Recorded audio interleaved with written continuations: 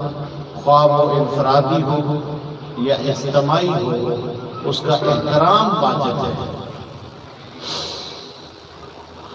الحمدللہ الذی جعل لیلۃ القدر خیر من الف شہر وجعل محمد والد لیلۃ القدر وجعل علی کفو لیلۃ القدر وجعل زینب والکلثوم وارثان لیلۃ القدر والشکر للہ الذی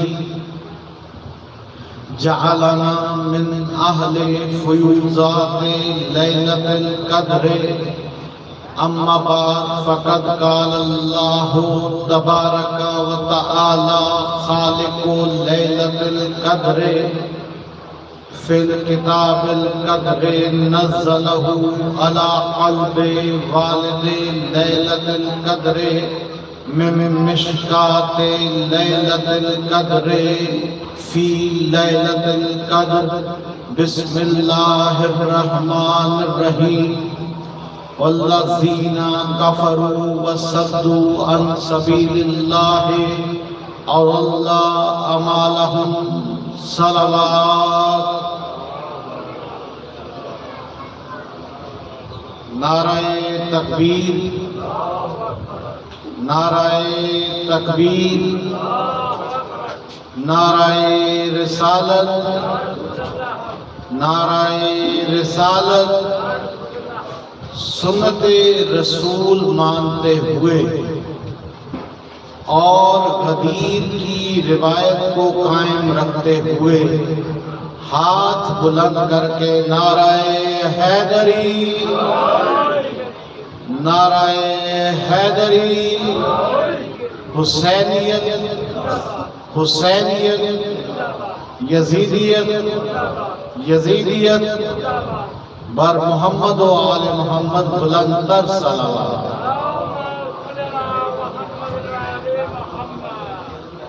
سورہ مبارکہ 47 سورہ محمد کی پہلی آیت تلاوت کی ہے میں نے۔ ارشاد ہو رہا ہے کہ وہ لوگ جنہوں نے انکار کیا اور نہ صرف انکار کیا بلکہ دیگر لوگوں کو بھی، اپنے سنگی ساتھیوں کو بھی، اپنے عزیز رشتہ داروں کو بھی، اپنے محلہ شہرداروں کو بھی اللہ کی سبیل سے بھٹکایا۔ سمجھ رہے ہیں آپ ساتھ بات کریں گے، ہاں ہم کرتے رہیں گے تو یہ 15-20 منٹ آسان ہو جائیں گے، وگرنہ اگر آپ یوں بیٹھے ہوئے کہ جیسے آپ تک آواز ہی نہیں آ رہی تو یہ مجلس ہے ایک دوسرے کے چہرے دیکھنے کی عبادت، ہاں، وگرنہ یہ گفتگو تو کسی درخت کے نیچے بیٹھ کے بھی کی جائے تو درخت پہ گریا واجب ہے۔ ہاں، تو آیہ کریمہ میں ارشاد ربانی ہو رہا ہے کہ وہ لوگ جنہوں نے انکار کیا اور دوسرے لوگوں کو بھی سبیل اللہ، اللہ کی سبیل، مسلمانوں کے ایک محترم اور سب یاد رکھتے ہیں، ایسا راوی جسے سب یاد رکھتے ہیں، جناب عبداللہ ابن عباس، وہ فرماتے ہیں کہ سبیل اللہ جناب مولائے کائنات علی ابن ابی طالب ہے۔ تو اب ذرا ترجمہ کیجئے کہ وہ لوگ جنہوں نے لوگوں کو یعنی خود بھی انکار کیا اور دیگر لوگوں کو بھی علی کے پاس جانے سے روکا، یعنی علی کے راستے سے بھٹکایا، تو پھر اللہ اعمالہم، ایسے لوگوں کے اعمال اکارت کر دیے جائیں گے۔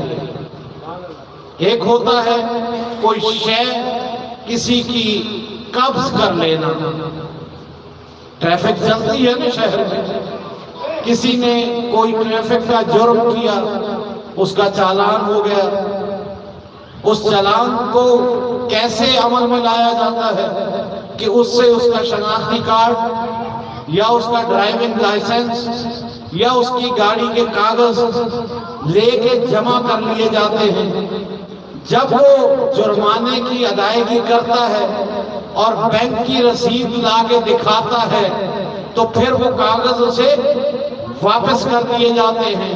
اسے کہتے ہیں قبض کرنا، یعنی جب اس نے جرمانے کی ادائیگی کر دی۔ یہ عام لفظوں میں نے بتایا ہے، دین کے معنوں میں اگر کوئی گناہ سر انجام دے دے یا کسی سے گناہ سرزد ہو جائے تو جب وہ معافی مانگ لے یعنی توبہ کر لے۔ توبہ کسے کہتے ہیں؟ توبہ یہ نہیں ہے کہ استغفر اللہ ربی واتوب الیہ، یہ توبہ نہیں ہے، یہ توبہ کا کلمہ ہے۔ یہ توبہ نہیں ہے، یہ توبہ کا کلمہ ہے۔ توبہ یہ ہے کہ انسان پھر وہ گناہ دوبارہ نہ کرے۔ ہاں، کسی نے پوچھا تھا کہ مولا میں نماز ادا کرتا ہوں، کیا شرط ہے، کیا اس کنڈیشن ہے، کیا ضمانت ہے کہ جو نماز میں نے ادا کی ہے وہ قبول ہو گئی ہے؟ تو آگے سے جواب ملا تھا کہ اگر اپنی ایک نماز پڑھنے کے بعد تمہاری رغبت ہو اگلی نماز کی طرف، تو پہلی نشانی ہے یہ نماز کی قبولیت کی۔ یعنی اگر نماز تم نے ادا کی ہے ظہر اور عصر کی، پھر تمہیں انتظار ہے مغرب کی نماز کا، اور تمہیں فکر ہے کہ کاموں میں کہیں ایسا نہ ہو کہ میری مغرب کی نماز دیر ہو جائے، تو یہ پہلی نشانی ہے نماز کی قبولیت کی۔ اور دوسری نشانی کہ نماز برائیوں سے روکتی ہے۔ جس نماز کے بعد تم برائی نہ کرو، سمجھ لو کہ وہ نماز قبول ہے، کیونکہ جو نماز قبول ہو جائے گی وہ برائیوں سے روک دے گی۔ اب اگر نماز قبول ہو گئی ہے تو اس کی نشانی یہی ہے کہ کوئی گناہ تم نہ کرو۔ تو بالکل ایسے ہی توبہ کی نشانی یہ ہے کہ توبہ تب کامیاب ہوگی، توبہ تب قبول ہوگی، توبہ تب مانی جائے گی جب انسان ایک گناہ دوبارہ نہ کرے۔ ایک دفعہ ہو گیا صحبت کسی بھی وجہ سے، ویسے تو ہم اپنا کیا شیطان پہ ڈال دیتے ہیں کہ شیطان نے بھٹکا دیا تھا۔ کبھی کسی نے دیکھا شیطان کو بھٹکاتے ہوئے؟ جو بھی گناہ کرتا ہے، گناہ صغیرہ کرے یا کبیرہ کا مرتکب ہو، جب بھی پکڑا جاتا ہے، اکثر آپ سوشل میڈیا پہ کلپ دیکھتے ہیں، میڈیا والے پہنچے ہوتے ہیں مائک لے کے اور اس سے پوچھتے ہیں کہ تم نے یہ گناہ کیوں کیا، تم نے یہ قتل کیوں تم نے کیا، تم نے یہ چوری کیوں کی، تم نے یہ ڈکیتی کیوں ماری؟ وہ یہی کہتا ہے کہ یہ فعل بد تم نے کیوں کیا؟ وہ یہی کہتا ہے کہ مجھے شیطان نے بھٹکا دیا تھا۔ کسی سے پوچھو کہ نماز کا وقت گزرا تم مسجد نہیں آئے، کہنے لگے شیطان نے بلا دیا تھا، شیطان نے کاموں میں لگا دیا تھا۔ ایسا ہی ہے نا، یہی جواب ملتا ہے۔ مجھے یہ بتائیں اس کائنات کی آبادی کتنی ہے؟ کم از کم 8 ارب۔ اس 8 ارب میں ایک محتاط اندازے کے مطابق اس 8 ارب میں 2 ارب سنی شیعہ مسلمان بستے ہیں۔ کوئی 50 करोड़ के करीब शिया होंगे और बाकी 1.5 अरब अहले सुन्नत बरादरात होंगे। तो टोटल हम मुसलमानों की आबादी कितनी है? 2 अरब। 2 अरब लोगों में से जो जो गुनाह करता है, जब उससे पूछो कि तुमसे ये गुनाह क्यों हुआ, वो यही कहता है कि शैतान ने भटका दिया। मैं हैरान हूँ कि वो शख्स जो गुनाह सरजद जब उससे हो जाता है तो वो शैतान पर तो ईमान ले आता है कि शैतान मुझे मुल्तान में भी भटका रहा है, शैतान मुझे मैनचेस्टर में भी भटका रहा है, शैतान अमेरिका में भी भटका रहा है, शैतान अफगानिस्तान में भी भटका रहा है। बड़ी हैरत होती है ऐसे ना इंसान पे जो शैतान पर तो ईमान ले आता है कि वो एक वक्त में कई जगहों पे भटका सकता है, मगर वो जब उसे कहो कि इसी अल्लाह ने इस दुनिया में एक गैबत में तुम्हें राहे रास पर लाने वाला रखा है,